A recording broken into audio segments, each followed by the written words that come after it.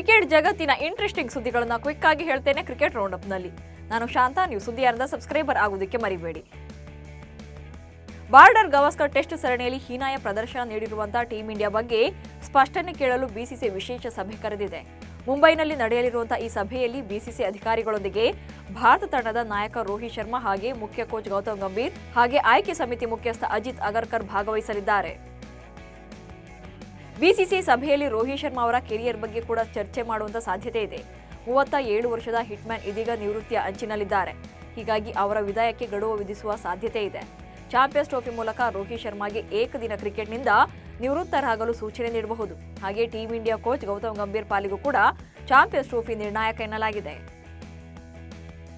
Big bash ಲೀಗ್ನ 28ನೇ ಪಂದ್ಯದಲ್ಲಿ Glenn Maxwell ಸ್ಫೋಟಕ ಅರ್ಧಶತಕ ಬಾರಿಸಿ ಮಿಂಚಿದ್ದಾರೆ. ಮೆಲ್ಬೋರ್ನ್ನ ಎಂಸಿಜಿ ಸ್ಟೇಡಿಯಂನಲ್ಲಿ ನಡೆದಂತಹ ಸಿಡ್ನಿ ಸಿಕ್ಸರ್ಸ್ ವಿರುದ್ಧದ ಈ ಪಂದ್ಯದಲ್ಲಿ ಮೆಲ್ಬೋರ್ನ್ ಸ್ಟಾರ್ಸ್ ಪರ ಕಣಕ್ಕಿಳಿದಂತಹ ಮ್ಯಾಕ್ಸ್ವೆಲ್ 32 ಎಸೆತಗಳಲ್ಲಿ 3 ಸಿಕ್ಸ್ ಹಾಗೆ 5 ಫೋರ್ಗಳೊಂದಿಗೆ ಅಜೇಯ 58 ರನ್ ಚಚ್ಚಿದರು. ಈ 58 ರನ್ಗಳೊಂದಿಗೆ ಗ್ಲೆನ್ ಮ್ಯಾಕ್ಸ್ವೆಲ್ ಬಿಗ್ ಬ್ಯಾಶ್ ಲೀಗ್ನಲ್ಲಿ 3000 ರನ್ಗಳ ಪೂರೈಸಿದ್ದಾರೆ. ಚಾಂಪಿಯನ್ಸ್ ಟ್ರೋಫಿ ಟೂರ್ನಿಗಾಗಿ ಶೀಘ್ರದಲ್ಲೇ ಭಾರತ ತಂಡದ ಘೋಷಣೆಯಾಗಲಿದೆ.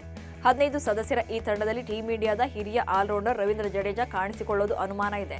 ಯಾಕಂದ್ರೆ ಹಿರಿಯ ಆಟಗಾರರನ್ನ ತಂಡದಿಂದ ಕೈಬಿಡೋಕೆ ಬಿಸಿಸಿಐ ಆಯ್ಕೆ ಸಮಿತಿ ಚಿಂತನೆ ಮಾಡಿದೆ. 2023ರ ವಿಶ್ವಕಪ್ ಬಳಿಕ ಜಡೇಜಾ ಯಾವುದೇ ಏಕದಿನ ಪಂದ್ಯವನ್ನಾಡಿರಲಿಲ್ಲ. ಹೀಗಾಗಿ ಅವರನ್ನ ಚಾಂಪಿಯನ್ಸ್ ಟ್ರೋಫಿ ತಂಡಕ್ಕೆ ಆಯ್ಕೆ ಮಾಡದಿರಲು ಚರ್ಚೆ ಮಾಡಲಾಗಿದೆ. 2025ರ ಐಪಿಎಲ್ಗೆ ರಾಯಲ್ ಚಾಲೆಂಜರ್ಸ್ ಬೆಂಗಳೂರು ಪರ ಯಾರು ಆರಂಭಿಕರಾಗಿ ಕಣಕ್ಕಿಳಿಯಬೇಕು ಅನ್ನೋದನ್ನ ನಿರ್ಧಾರ ಮಾಡಲಾಗಿದೆ. ವಿರಾಟ್ ಕೊಹ್ಲಿ ಹಾಗೂ ಫಿಲ್ಸಾಲ್ಟ್ ಇನ್ನಿಂಗ್ಸ್ ಅನ್ನು ಆರಂಭಿಸುವುದು ಕನ್ಫರ್ಮ್ ಆಗಿದೆ. ಇದನ್ನ ಆರ್ಸಿಬಿ ತಂಡದ ಮುಖ್ಯ ಕೋಚ್ ಆಂಡಿ ಫ್ಲವರ್ ಕೂಡ ಖಚಿತಪಡಿಸಿದ್ದಾರೆ. ಹೀಗಾಗಿ ಈ ಬಾರಿ ಆರ್ಸಿಬಿ ಪರ ವಿರಾಟ್ ಕೊಹ್ಲಿ ಮತ್ತು ಫಿಲ್ಸಾಲ್ಟ್ ಜೋಡಿ ಓಪನರ್ಗಳಾಗಿ ಕಣಕ್ಕಿಳಿಯಲಿದ್ದಾರೆ. ವಡೋದರದ ಮೋತಿಬಾಗ್ ಸ್ಟೇಡಿಯಂನಲ್ಲಿ ನಡೀತಾ ಇರುವಂತಹ ವಿಜಯ್ ಹಜಾರೆ ಟೂರ್ನಿಯ ಕ್ವಾರ್ಟರ್ ಫೈನಲ್ ಪಂದ್ಯದಲ್ಲಿ ಕರ್ನಾಟಕ ತಂಡದ ಆರಂಭಿಕ ಆಟಗಾರ ದೇವದತ್ ಪಡಿಕ್ಕಲ್ ಭರ್ಜರಿ ಸೆಂಚುರಿ ಸಿಡಿಸಿ ಮಿಂಚಿದ್ದಾರೆ. ಆರಂಭಿಕ ಆಟಗಾರ ಮಯಾಂಕ್ ಅಗರ್ವಾಲ್ ಕೇವಲ 6 ರನ್ ಗಳಿಸಿ ವಿಕೆಟ್ ಒಪ್ಪಿಸಿದರು. ಆದರೆ ಮತ್ತೊಂದು ಕಡೆ ಜವಾಬ್ದಾರಿಯುತ ಬ್ಯಾಟಿಂಗ್ ಪ್ರದರ್ಶನ ಮಾಡಿದಂಥ ದೇವದತ್ ಪಡಿಕ್ಕಲ್ 96 ಎಸೆತಗಳಲ್ಲಿ 1 ಭರ್ಜರಿ ಸಿಕ್ಸ್ ಹಾಗೂ 15 ಫೋರ್ಗಳೊಂದಿಗೆ ಶತಕ ಪೂರೈಸಿದರು. ಏಕದಿನ ಕ್ರಿಕೆಟ್ನಲ್ಲಿ ಭಾರತೀಯ ಮಹಿಳಾ ತಂಡದ ಉತ್ತಮ ಪ್ರದರ್ಶನ ಮುಂದುವರೆದಿದೆ. ತವರು ನೆಲದಲ್ಲಿ ಐರ್ಲೆಂಡ್ ಮಹಿಳಾ ತಂಡದೊಂದಿಗೆ ನಡೀತಾ ಇರುವಂತಹ 3 ಪಂದ್ಯಗಳ ಏಕದಿನ ಸರಣಿಯ ಮೊದಲ ಪಂದ್ಯದಲ್ಲಿ ಸುಲಭ ಗೆಲುವು ಸಾಧಿಸಿದೆ. ಸ್ಮೃತಿ ಮಂದಾನ ನಾಯಕತ್ವದಲ್ಲಿ ಭಾರತ ತಂಡ ಉತ್ತಮ ಆರಂಭ ಮಾಡಿದೆ. ರಾಜ್ಕೋಟ್ನಲ್ಲಿ ನಡೆದಂತಹ ಮೊದಲ ಪಂದ್ಯದಲ್ಲಿ ಟೀಂ ಇಂಡಿಯಾ 6 ವಿಕೆಟ್ಗಳಿಂದ ಐರ್ಲೆಂಡ್ ವಿರುದ್ಧ ಗೆಲುವನ್ನು ಸಾಧಿಸಿತು. ಈ ಗೆಲುವಿನೊಂದಿಗೆ 3 ಪಂದ್ಯಗಳ ಸರಣಿಯನ್ನ 1-0ಯಲ್ಲಿ ಮುನ್ನಡೆ ಸಾಧಿಸಿದೆ. ಭಾರತ ಮಹಿಳಾ ಕ್ರಿಕೆಟ್ ತಂಡವು ಐರ್ಲೆಂಡ್ ವಿರುದ್ಧದ ಮೊದಲ ಏಕದಿನ ಪಂದ್ಯದಲ್ಲಿ 6 ವಿಕೆಟ್ಗಳಿಂದ ಜಯ ಸಾಧಿಸಿದೆ.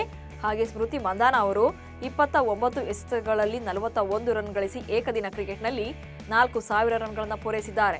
ಏಕದಿನದಲ್ಲಿ 4000 ರನ್ ಪೂರೈಸಿರುವ ಮಂದಾನ ಅತಿ ಕಡಿಮೆ ಇನ್ನಿಂಗ್ಸ್ಗಳಲ್ಲಿ ಈ ಮೈಲುಗಲ್ಲು ಸಾಧಿಸಿದ ಮೊದಲ ಮಹಿಳಾ ಬ್ಯಾಟರ್ ಎಂಬ ದಾಖಲೆಯನ್ನು ಸೃಷ್ಟಿಸಿದ್ದಾರೆ.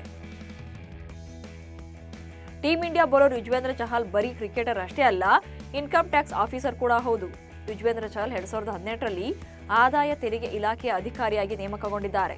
ದಕ್ಷಿಣ ಆಫ್ರಿಕಾದಿಂದ ಹಿಂದಿರುಗಿದಂತ ನಂತರ 2018ರಲ್ಲಿ ಯುಜ್ವೇಂದ್ರ ಚಹಲ್ ಅವರನ್ನ ಆದಾಯ ತೆರಿಗೆ ಅಧಿಕಾರಿಯಾಗಿ ನೇಮಕ ಮಾಡಲಾಗಿದೆ. ತಿಂಗಳಿಗೆ ಐಟಿ ಇಲಾಖೆಯಿಂದ 45,000 ರೂಪಾಯಿಗಳಿಂದ 1,47,000 ರೂಪಾಯಿವರೆಗೂ ಕೂಡ ಸಂಪಾದನೆ ಮಾಡ್ತಾರೆ. ವೀರೇಂದ್ರ ಸೆಹ್ವಾಗ್ ಕೇರಳ ಪ್ರವಾಸದಲ್ಲಿದ್ದು ಪಾಲಕ್ಕಾಡ್ ಜಿಲ್ಲೆಯ ಕವಿಲ್ಪಾಡ್ನಲ್ಲಿರುವಂತಹ ಪುಲಿಕಲ್ ವಿಶ್ವ ನಾಗಯಕ್ಷಿ ದೇವಸ್ಥಾನಕ್ಕೆ ಭೇಟಿ ನೀಡಿದ್ದಾರೆ.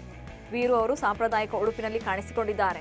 ದೇವಾಲಯಕ್ಕೆ ಭೇಟಿ ನೀಡಿದ ಚಿತ್ರಗಳನ್ನು ಸಾಮಾಜಿಕ ಮಾಧ್ಯಮದಲ್ಲಿ ಹಂಚಿಕೊಂಡಿದ್ದು ಸದ್ಯ ಫೋಟೋಗಳು ವೈರಲ್ ಆಗ್ತಾ ಇವೆ. ಇವಿಷ್ಟು ಇವತ್ತಿನ ಕ್ರಿಕೆಟ್ ರೌಂಡ್ ಅಪ್ ಸುದ್ದಿಗಳು. ನಮಸ್ಕಾರ.